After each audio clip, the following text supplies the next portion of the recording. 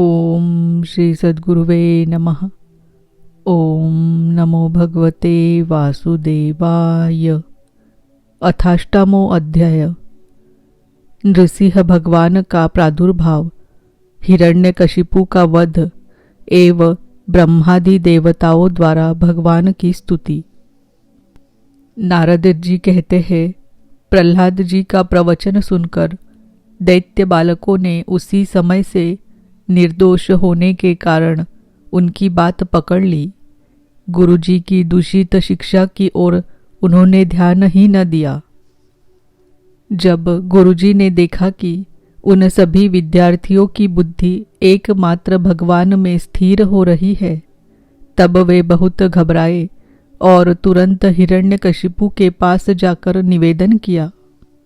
अपने पुत्र प्रहलाद की इस असह्य और अप्रिय अनीति को सुनकर क्रोध के मारे उसका शरीर थरथर कांपने लगा। अंत में उसने यही निश्चय किया कि प्रहलाद को अब अपने ही हाथ से मार डालना चाहिए। मन और इंद्रियों को वश में रखने वाले प्रहलाद जी बड़ी नम्रता से हाथ जोड़कर चुपचाप हिरण्यकशिपु के सामने खड़े थे और तिरस्कार के सर्वथा अयोग्य थे। परंतु हिरण्यकशिपु स्वभाव से ही क्रूर था। वह पैर की चोट खाए हुए सांप की तरह फुफकारने लगा। उसने उनकी ओर पाप भरी टेढ़ी नजर से देखा और कठोर वाणी से डांटते हुए कहा, मूर्ख, तू बड़ा उद्दंड हो गया है। स्वयं तो नीच है ही, अब हमारे कुल के और बालकों को भी फोड़ना चाहता है। तूने बड़ी ढिठाई से मेरी आज्ञा का उल्लंघन किया है। आज ही तुझे यमराज के घर भेजकर इसका फल चखाता हूँ। मैं तनिक सा क्रोध करता हूँ तो तीनों लोक और उनके लोकपाल कांप उठते हैं।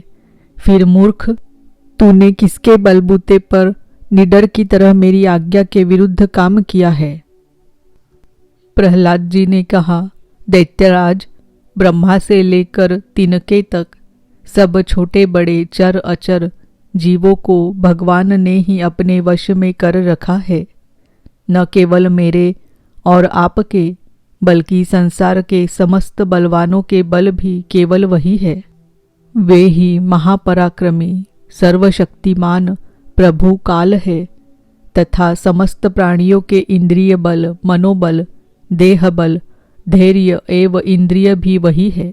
वही परमेश्वर अपनी शक्तियों के द्वारा इस विश्व की रचना, रक्षा और संहार करते हैं। वे ही तीनों गुणों के स्वामी हैं।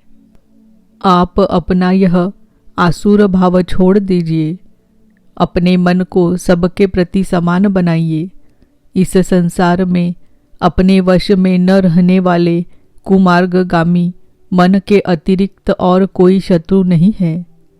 मन में सबके प्रति समता का भाव लाना ही भगवान की सबसे बड़ी पूजा है। जो लोग अपना सर्वस्व लूटने वाले इन 6 इंद्रिय रूपी डाकुओं पर तो पहले विजय नहीं प्राप्त करते और ऐसा मानने लगते हैं कि हमने 10 दिशाएं जीत ली, वे मूर्ख हैं। हाँ, जिस ज्ञानी एवं जितेंद्रिय महात्मा ने समस्त प्राणियों के प्रति समता का भाव प्राप्त कर लिया, उसके अज्ञान से पैदा होने वाले काम क्रोधादि शत्रु भी मर मिट जाते हैं। फिर बाहर के शत्रु तो रहे ही कैसे? हिरण्यकशिपु ने कहा, रे मंदबुद्धि, तेरे बहकने के भी अब हद हो गई है। यह बात स्पष्ट है कि अब तू मरना चाहता है, क्योंकि जो मरना चाहते हैं वे ही ऐसे बेसिर पैर की बातें बका करते हैं। अभागे, तूने मेरे सिवा जो और किसी को जगत का स्वामी बतलाया है, सो देखूं तो तेरा वह जगदीश्वर कहाँ है? अच्छा, क्या कहा? वह सर्वत्र है तो इस खंबे में क्यों नहीं दिखता? अच्छा, तुझे इस खंबे में भी दिखाई देता है। अरे, तू क्यों इतनी डींग हाँक रहा है? मैं अभी अभी तेरा सिर धड़ से अलग किए देता हूँ।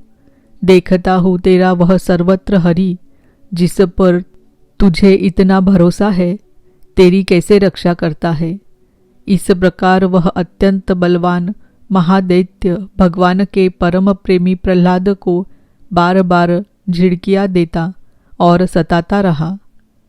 जब क्रोध के मारे वह अपने को रोक न सका, तब हाथ में खड्ग लेकर सिंहासन से कूद पड़ा और बड़े जोर से उस खंबे को एक घूंसा मारा। उसी समय उस खंबे में एक बड़ा भयंकर शब्द हुआ। ऐसा जान पड़ा मानो यह ब्रह्मांड ही फट गया हो। वह ध्वनि जब लोकपालों के लोक में पहुंची, तब उसे सुनकर ब्रह्मादि को ऐसा जान पड़ा मानो उनके लोकों का प्रलय हो रहा हो। हिरण्यकशिपु प्रहलाद को मार डालने के लिए बड़े जोर से झपटा था, परंतु दैत्य सेनापतियों को भी भय से कपा देने वाले उस अद्भुत और अपूर्व घोर शब्द को सुनकर वह घबराया हुआ सा देखने लगा कि यह शब्द करने वाला कौन है, परंतु उसे सभा के भीतर कुछ भी दिखाई न पड़ा। इसी समय अपने सेवक प्रहलाद और ब्रह्मा की वाणी सत्य करने और समस्त पदार्थों में अपनी व्यापकता दिखाने के लिए सभा के भीतर उसी खंबे में बड़ा ही विचित्र रूप धारण करके भगवान प्रकट हुए। वह रूप न तो पूरा पूरा सिंह का ही था और न मनुष्य का ही। जिस समय हिरण्यकशिपु शब्द करने वालों की इधर उधर खोज कर रहा था, उसी समय खंबे के भीतर से निकलते हुए उस अद्भुत प्राणी को उसने देखा। वह सोचने लगा, अहो, यह न तो मनुष्य और न पशु, फिर यह नृसिंह के रूप में कौन सा अलौकिक जीव है। जिस समय हिरण्यकशिपु इस उधेड़ बुन में लगा हुआ था, उसी समय उसके बिल्कुल सामने ही नृसिंह भगवान खड़े हो गए। उनका वह रूप अत्यधिक भयावना था। तपाए हुए सोने के समान पीली पीली भयानक आंखें थी। जम्भाई लेने से गर्दन के बाल इधर उधर लहरा रहे थे। दाढ़ें बड़ी विकराल थी। तलवार की तरह लपलपाती हुई छुरे की धार के समान तीखी जीभ थी। टेढ़ी भौहों से उनका मुख और भी दारुण हो रहा था। कान निश्चल एवं ऊपर की ओर उठे हुए थे। फूली हुई नासिका और खुला हुआ मुंह पहाड़ की गुफा के समान अद्भुत जान पड़ता था। फटे हुए जबड़ों से उसकी भयंकरता बहुत बढ़ गई थी। विशाल शरीर स्वर्ग का स्पर्श कर रहा था। गर्दन कुछ नाटी और मोटी थी। छाती चौड़ी और कमर बहुत पतली थी। चंद्रमा की किरणों के समान सफेद रोए सारे शरीर पर चमक रहे थे। चारों ओर सैकड़ों भुजाएं फैली हुई थी, जिनके बड़े बड़े नख आयुध का काम देते थे। उनके पास फटकने तक का साहस किसी को न होता था। चक्र आदि अपने निज आयुध तथा वज्र आदि अन्य श्रेष्ठ शस्त्रों के द्वारा उन्होंने सारे दैत्य दानवों को भगा दिया।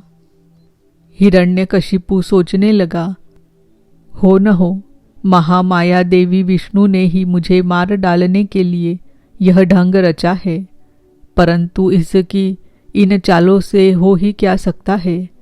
इस प्रकार कहता और सिंहनाद करता हुआ दैत्यराज हिरण्यकशिपु हाथ में गदा लेकर नृसिंह भगवान पर टूट पड़ा, परंतु जैसे पतिंगा आग में गिरकर अदृश्य हो जाता है, वैसे ही वह दैत्य भगवान के तेज के भीतर जाकर लापता हो गया। समस्त शक्ति और तेज के आश्रय भगवान के संबंध में ऐसी घटना कोई आश्चर्यजनक नहीं है, क्योंकि सृष्टि के प्रारंभ में उन्होंने अपने तेज से प्रलय के निमित्त भूत तमोगुण रूपी घोर अंधकार को भी पी लिया था। तदनंतर वह दैत्य बड़े क्रोध से लपका और अपनी गदा को बड़े जोर से घुमाकर उसने नृसिंह भगवान पर प्रहार किया।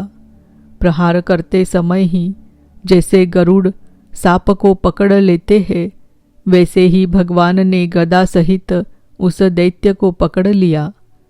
वे जब उसके साथ खिलवाड़ करने लगे तब वह दैत्य उनके हाथ से वैसे ही निकल गया जैसे क्रीड़ा करते हुए गरुड़ के चंगुल से सांप छूट जाए। युधिष्ठिर, उस समय सब के सब लोकपाल बादलों में छिपकर इस युद्ध को देख रहे थे। उनका स्वर्ग तो हिरण्यकशिपु ने पहले ही छीन लिया था। जब उन्होंने देखा कि वह भगवान के हाथ से छूट गया तब वे और भी डर गए।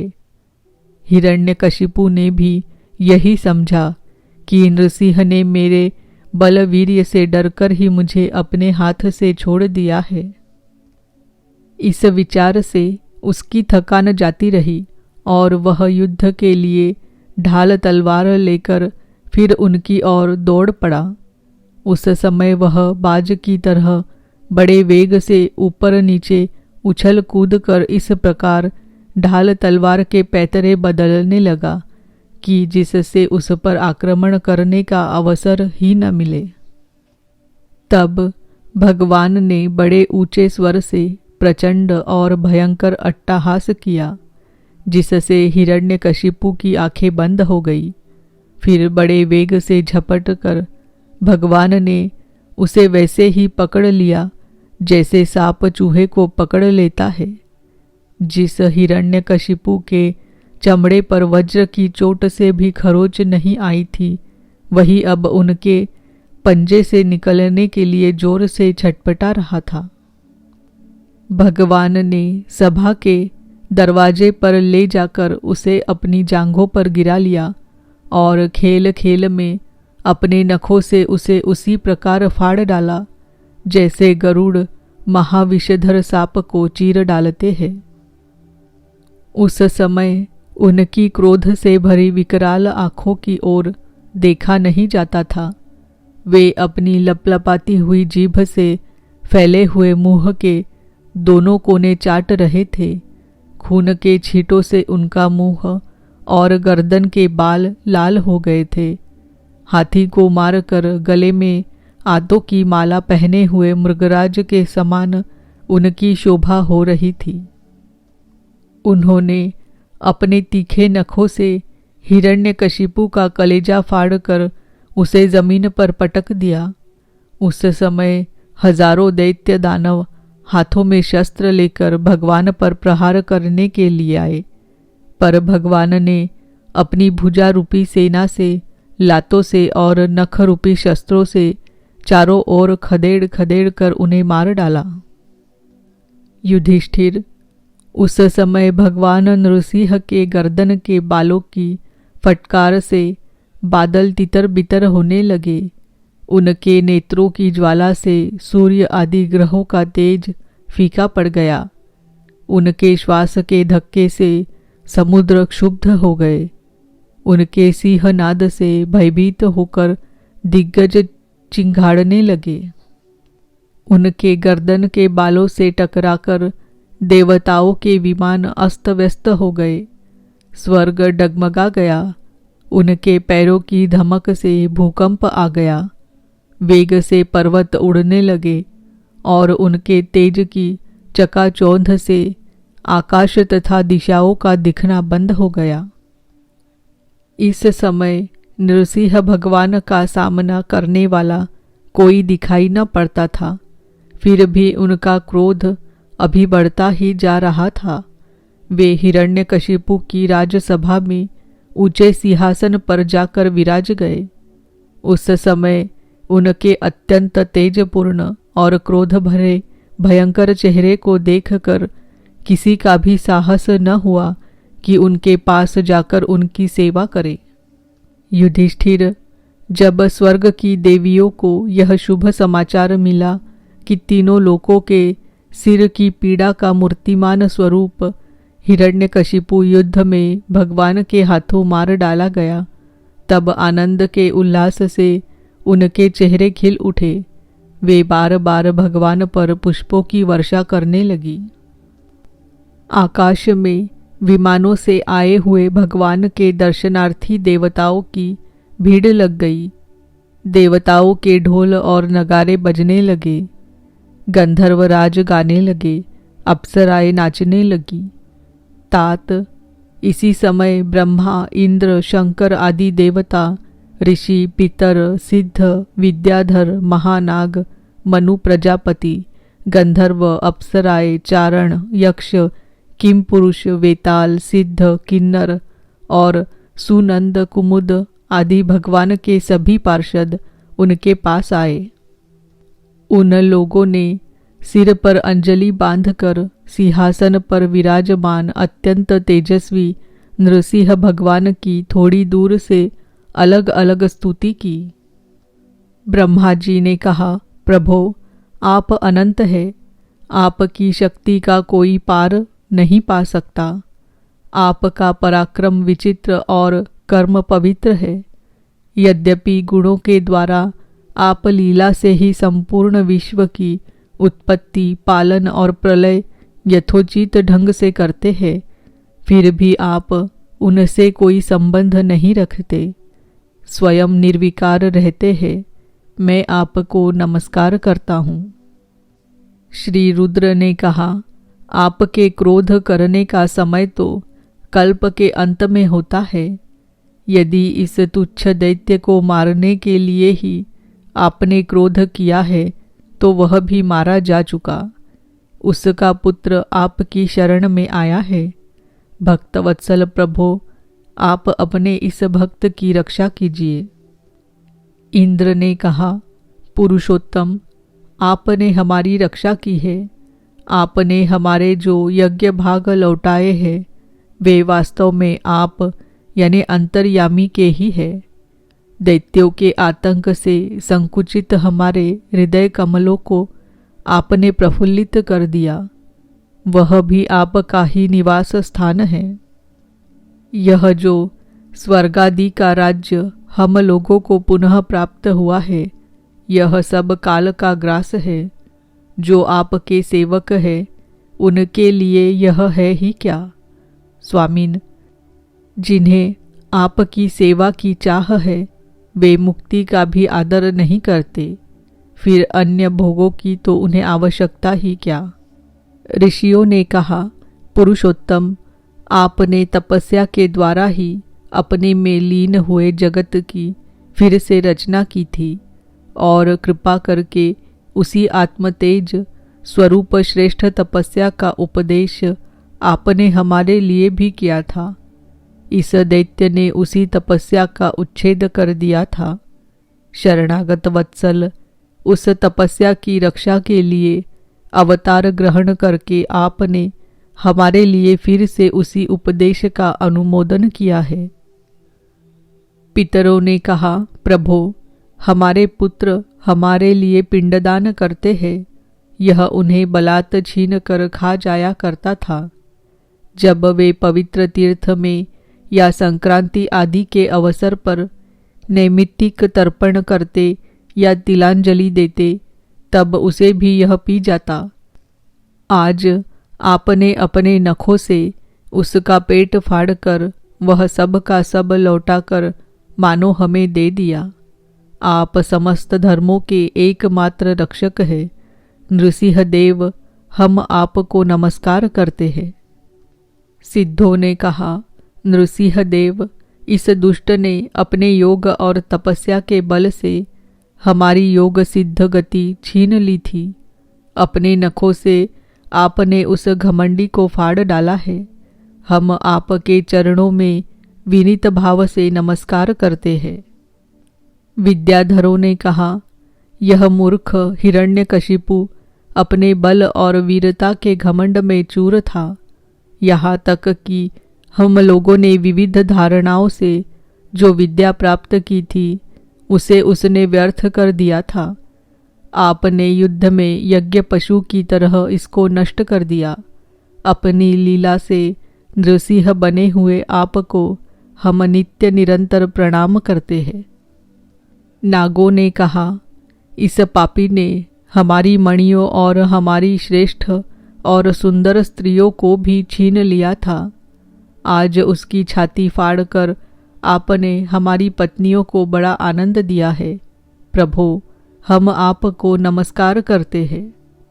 मनुओं ने कहा, देवाधिदेव, हम आपके आज्ञाकारी मनु हैं। इस दैत्य ने हम लोगों की धर्म मर्यादा भंग कर दी थी। आपने उस दुष्ट को मारकर बड़ा उपकार किया है। प्रभो, हम आपके सेवक हैं, आज्ञा कीजिए, हम आपकी क्या सेवा करें। प्रजापतियों ने कहा, परमेश्वर, आपने हमें प्रजापति बनाया था, परंतु इसके रोक देने से हम प्रजा की सृष्टि नहीं कर पाते थे। आपने इसकी छाती फाड़ डाली और यह जमीन पर सर्वदा के लिए सो गया। सत्वमय मूर्ति धारण करने वाले प्रभो, आपका यह अवतार संसार के कल्याण के लिए है। गंधर्वों ने कहा, प्रभो, हम आपके नाचने वाले, अभिनय करने वाले और संगीत सुनाने वाले सेवक हैं। इस दैत्य ने अपने बल, वीर्य और पराक्रम से हमें अपना गुलाम बना रखा था। उसे आपने इस दशा को पहुंचा दिया। सच है, कुमार्ग से चलने वाले का भी क्या कभी कल्याण हो सकता है। चारणों ने कहा, प्रभो, आपने सज्जनों के हृदय को पीड़ा पहुंचाने वाले इस दुष्ट को समाप्त कर दिया। इसीलिए हम आपके उन चरण कमलों की शरण में हैं, जिनके प्राप्त होते ही जन्म मृत्यु रूप संसार चक्र से छुटकारा मिल जाता है। यक्षों ने कहा, भगवन, अपने श्रेष्ठ कर्मों के कारण हम लोग आपके सेवकों में प्रधान गिने जाते थे, परंतु हिरण्यकशिपु ने हमें अपनी पालकी ढोने वाला कहार बना लिया। प्रकृति के नियामक परमात्मा इसके कारण होने वाले अपने निज जनों के कष्ट जानकर ही आपने इसे मार डाला है। किम पुरुषों ने कहा, हम लोग अत्यंत तुच्छ किम पुरुष है और आप सर्वशक्तिमान महापुरुष है। जब सतपुरुषों ने इसका तिरस्कार किया, इसे धिक्कारा, तभी आज आपने इस कुपुरुष असुराधम को नष्ट कर दिया। वैतालिकों ने कहा, भगवन, बड़ी बड़ी सभाओं और ज्ञान यज्ञों में आपके निर्मल यश का गान करके हम बड़ी प्रतिष्ठा पूजा प्राप्त करते थे। इस दुष्ट ने हमारी वह आजीविका ही नष्ट कर दी थी। बड़े सौभाग्य की बात है कि महारोग के समान इस दुष्ट को आपने जड़ मूल से उखाड़ दिया। किन्नरों ने कहा, हम किन्नर गण आपके सेवक हैं। यह दैत्य हमसे बेगार में ही काम लेता था। भगवन, आपने कृपा करके आज इस पापी को नष्ट कर दिया। प्रभो, आप इसी प्रकार हमारा अभ्युदय करते रहे। भगवान के पार्षदों ने कहा, शरणागत वत्सल, संपूर्ण लोकों को शांति प्रदान करने वाला आपका यह अलौकिक नृसिंह रूप हमने आज ही देखा है। भगवन, यह दैत्य आपका वही आज्ञाकारी सेवक था जिसे सनकादि ने शाप दे दिया था। हम समझते हैं आपने कृपा करके इसके उद्धार के लिए ही इसका वध किया है। इति श्रीमद्भागवते महापुराणे पारमहंस्याम संहितायां सप्तमस्कन्धे प्रह्लादानुचरिते दैत्यराजवधे नृसिंहस्तवो नामाष्टमोऽध्यायः। ओम नमो भगवते वासुदेवाय। ओम नमो भगवते वासुदेवाय। ओम नमो भगवते वासुदेवाय।